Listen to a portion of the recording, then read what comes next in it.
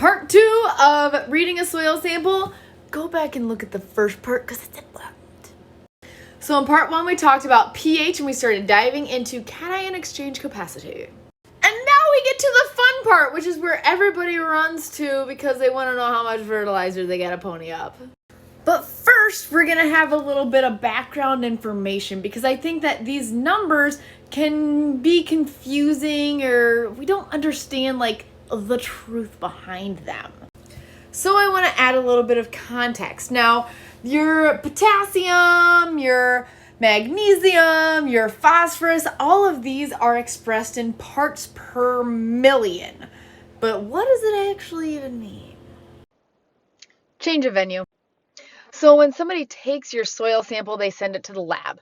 The lab will grind it up and take a sub-sample, and then they're going to add in there an extraction solution. So each of these extraction solutions are going to be specific to whichever nutrient they're doing that certain test for. So there's a specific extraction solution for your potassium, there's one for your phosphorus, etc., etc.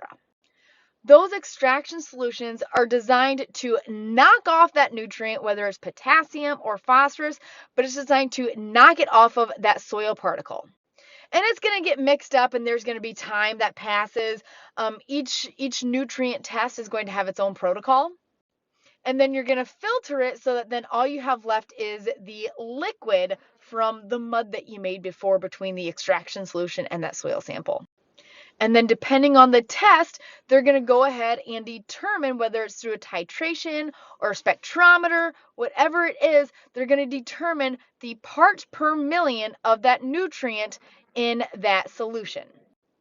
Now, the number by itself doesn't really mean anything. It's just a number. But the importance of these numbers actually come to us by testing that had happened years, many moon ago.